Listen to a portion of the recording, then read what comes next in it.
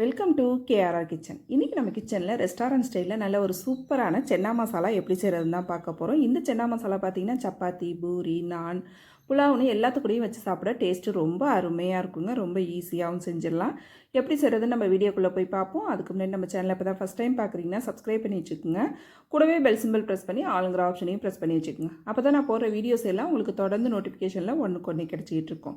இப்போ வாங்க இந்த சென்னா மசாலா எப்படி செய்கிறதுன்னு பார்த்துடலாம். இப்போ சென்னா மசாலா செய்யறதுக்கு அடுப்பில் ஒரு கடாய் வச்சுருக்கேன். ஒரு 2 டேபிள் ஸ்பூன் அளவுக்கு தேங்காய் எண்ணெய் சேர்த்துக்கிறேன். எண்ணெய் நல்லா காயட்டும். காஞ்சதுக்கப்புறம் இதுக்கு தாளிப்பு ஜாமான்னு பார்த்தீங்கன்னா ஒரு சின்ன துண்டு பட்டை, ஒரு 2 கிராம்பு, 2 ஏலக்காய், கொஞ்சமாக கல்பாசி, ஒரு 1/2 டீஸ்பூன் அளவுக்கு ஜீரகம் சேர்த்துருக்கேன். இப்போ இது எல்லாம் நல்லா பொரிஞ்சு செவந்து வரட்டும். அந்த பட்டை கிராம்லாம் பார்த்தீங்கன்னா நல்லா எண்ணெயில் பொரிஞ்சு வரணும். அப்போ தான் அந்த ஃப்ளேவர் நல்லாயிருக்கும். இப்போ இது நல்லா பொரிஞ்சதுக்கப்புறம் 2 பெரிய வெங்காயம் மீடியம் சைஸில் இருக்கிறது கட் பண்ணி வச்சுருக்கேன். அதை இதில் சேர்த்துக்கிறேன். நல்லா பொடுசாக கட் பண்ணிக்கோங்க. இப்போ இந்த வெங்காயத்தை சேர்த்து நம்ம நல்லா வதக்கிக்குவோம். வெங்காயம் வந்து நல்லா நிறம் மாறி வதங்கி வரணும். அப்போ தான் அந்த கிரேவி வந்து நல்ல ஒரு டேஸ்ட்டு கொடுக்கும் நமக்கு. இப்போ இது நல்லா வதங்கி வரட்டும். இப்போ பார்த்தீங்கன்னா தெரியும் நம்ம எவ்வளோ வெங்காயம் சேர்த்தோம். நல்லா வதங்கி நிறம் மாதிரி வந்திருக்கு பாருங்கள். இந்த அளவுக்கு நல்லா வதக்கிக்குங்க. வதங்கினதுக்கு அப்புறம் இதில் ஒரு 2 டீஸ்பூன் அளவுக்கு இஞ்சி பூண்டு பேஸ்ட்டு சேர்த்துக்கிறேன். இஞ்சி பூண்டு பேஸ்ட்டு சேர்த்து ஒரு 2 செகண்டுக்கு வதக்கி விட்டோம்னா போதும். அது பச்சை வாடை போகிற வரைக்கும் நம்ம வதக்கி விட்டோம்னா போதும். இப்போ இஞ்சி பூண்டு வதங்கினதுக்கு அப்புறம் பார்த்தீங்கன்னா 2 மீடியம் சைஸ் தக்காளி பழம் அரைச்சி விழுதாக எடுத்து வச்சுருக்கேன். அதை இதில் சேர்த்துக்கிறேன். தக்காளி சேர்த்து நல்லா வதங்கி வரணும். அந்த தக்காளி பார்த்திங்கன்னா நல்லா வதங்கி சுருங்கி எண்ணெய் பிரிஞ்சு வரணும். அந்த அளவுக்கு நல்லா வதக்கி எடுத்துக்குங்க. அடுப்பை வந்து மிதமான தீயில வச்சு நல்லா தாப்பில் வதக்கி எடுத்துக்குங்க.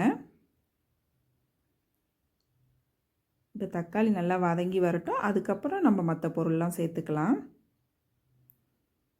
இப்போ பார்த்தீங்கன்னா தெரியும் தக்காளி நல்லா வதங்கி தண்ணிலாம் வற்றிருச்சு பாருங்கள். இந்த அளவுக்கு நல்லா வதக்கி எடுத்துக்கணும். அப்போ தான் தக்காளியோட பச்சை வாடை இல்லாமல் நல்லாயிருக்கும். இதுக்கு மசாலா தூள் பார்த்திங்கன்னா 1 டீஸ்பூன் தனி மிளகாத்தூள், 1 டீஸ்பூன் அளவுக்கு காஷ்மீரி சில்லி பவுட்ரு, 1 டீஸ்பூன் அளவுக்கு கொத்தமல்லி தூள், ஒரு 1/2 டீஸ்பூன் மஞ்சள் தூள் சேர்த்துருக்கேன். இது கூடவே பார்த்திங்கன்னா ஒரு 2 டீஸ்பூன் அளவுக்கு சென்னா மசாலா சேர்த்துருக்கேன். இது வந்து கடையில் வாங்கினது தான் சேர்த்துருக்கேன். இப்போ சேர்த்து நல்லா வதக்கி விட்டுக்குங்க. இன்க்ரீடியன்ட்ஸ் எல்லாம் நான் டிஸ்கிரிப்ஷனில் கொடுக்குறேன். தேவைப்படுறவங்க செக் பண்ணிக்கோங்க. இப்போ நல்லா இதை வதக்கி விட்டதுக்கப்புறம் ஒரு 2 டேபிள் ஸ்பூன் அளவுக்கு தயிர் எடுத்து வச்சுருக்கேன். அதையும் சேர்த்தது நல்லா கலந்து விட்டுக்குவோம்.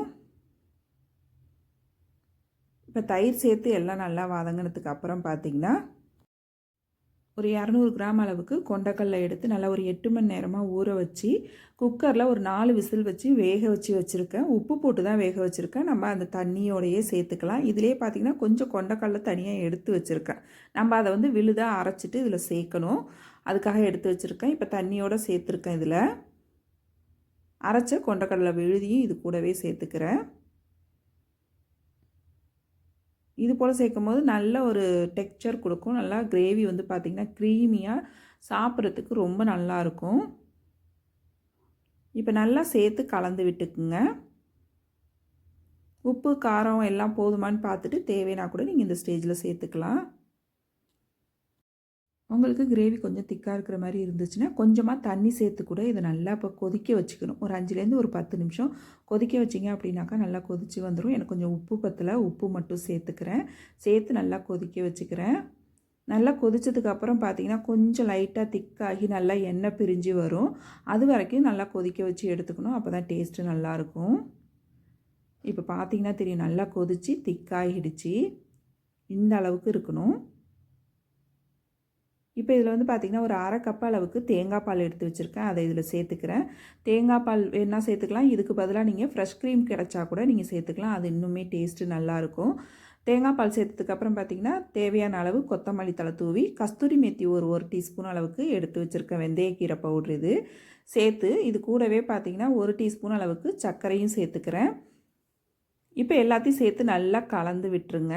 கலந்து விட்டு இன்னொரு 2 நிமிஷத்துக்கு நம்ம கொதிக்க வச்சோம்னா போதும். தேங்காய் பால் சேர்த்து நம்ம ரொம்ப நாளைக்கு கொதிக்க வைக்கக்கூடாது. ரொம்ப நாளைக்கு கொதிக்க வச்சோம்னா டேஸ்ட்டு மாறிடும். ஒரு மாதிரி திரிஞ்சு போன மாதிரி போயிடும் கிரேவி. அதனால தேங்காய் பால் சேர்த்ததுக்கப்புறம் ஒரு 2 நிமிஷம் மட்டும் கொதிக்க வச்சு நம்ம அடுப்பை ஆஃப் பண்ணிடலாம். இப்போ பார்த்தீங்கன்னா தெரியும் நல்லா அருமையாக சூப்பராக கொதித்து ரெடி ஆகிடுச்சு பாருங்கள்.